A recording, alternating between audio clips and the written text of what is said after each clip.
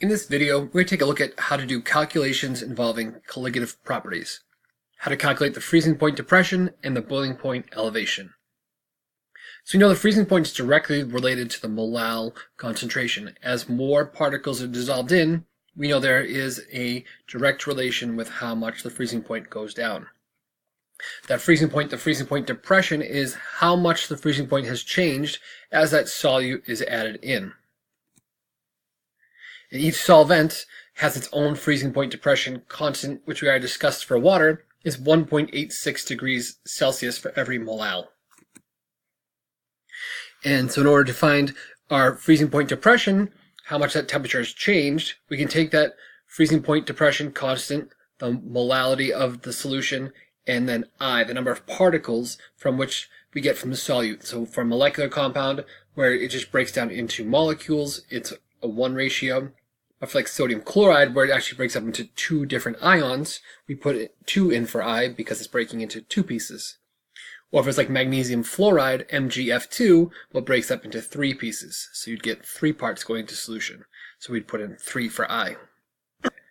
Conversely, we also have the boiling point elevation. We know that the boiling point elevates the same amount for every molal concentration that there is of solution. Every particle that goes in is going to cause the same amount of increasing of the boiling point. That increase the boiling point has is its elevation, boiling point elevation. How much the boiling point has been elevated from the original boiling point as a solute has been added in.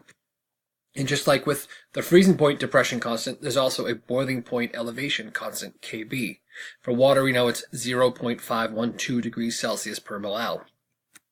And also, just like water, we know that as more particles dissolve in, it increases more. So the molal concentration increases, as does as you put in an ionic compound and it breaks up into particles, into ions, then it also does more work in changing the boiling point. So if it's ionic, we have to account for how many ions it splits into. And again, if it's molecular, you just put in 1.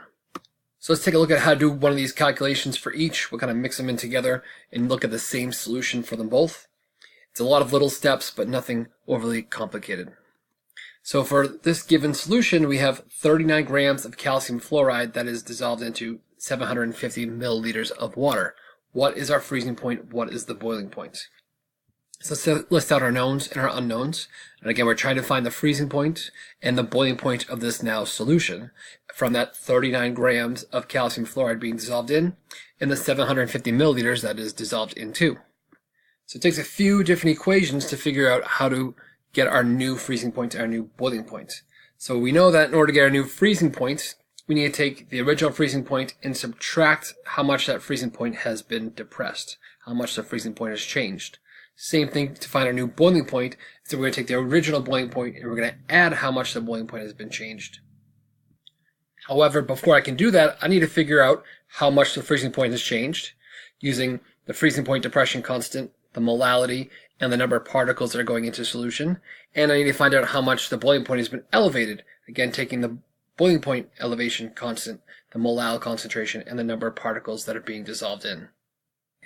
Before we can use that, we need to figure out what those 2 different constants are. And again, since this is water, we know the freezing point depression constant is 1.86 degrees Celsius per molal. We know the boiling point elevation constant is 0.512 degrees C per molal. But again, we still need to do another calculation before we get there. We need to find out the molality. And we know the molality is moles of solute divided by kilograms of solvent. And we're still not quite ready to use that equation yet because we have grams of solute and milliliters of solvent. So we do some conversions. So first we're going to take that 39 grams of calcium fluoride, put it over 1. Then with its molar mass, we have to convert this into moles. So put the 78 grams in the denominator so that my grams of calcium fluoride reduce out, leave me with moles of calcium fluoride. And I find there to be half a mole of calcium fluoride that's dissolved into solution.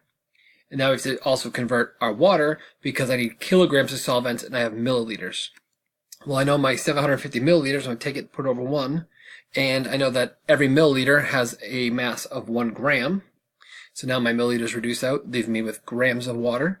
And then I know that every kilogram is made up of 1,000 grams, so I can use that conversion factor. Now my grams reduce out, and I find there to be 0.75 kilograms of water. So now I have that information, I can go ahead and solve on out, and then just kind of use these equations in order. So first off, I can plug into my freezing point depression. I can take the molality I just solved for. I can take the number of particles it's going to break into, and I can take the freezing point depression constant, plug them on in. And again, I know that calcium fluoride, being ionic, breaks apart into 3 ions. It dissociates into 3 ions. 1 calcium and 2 fluoride ions when it gets dissolved into water. And then as it separates, and that 0.67 molal actually gives 3 times that because of those ions it breaks into, and then the 1.86 degrees Celsius for every molal, we find the freezing point to change 3.72 degrees Celsius. And now I can plug that into my new freezing point equation. I know the original freezing point of water is 0, and it's depressed 3.72 degrees Celsius, so I'm going to subtract how much it's changed from the original freezing point, and I found my new freezing point to be negative 3.72 degrees Celsius.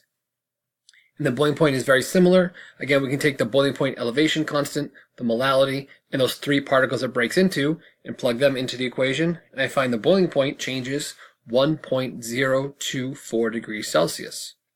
And then I can plug that into the next equation there and find what my new boiling point is going to be. Take the original boiling point of water, which is 100, and the boiling point again is elevated, so I'm going to add 1.024 degrees Celsius to that original 100, and I find my new boiling point to be 101.024 degrees Celsius.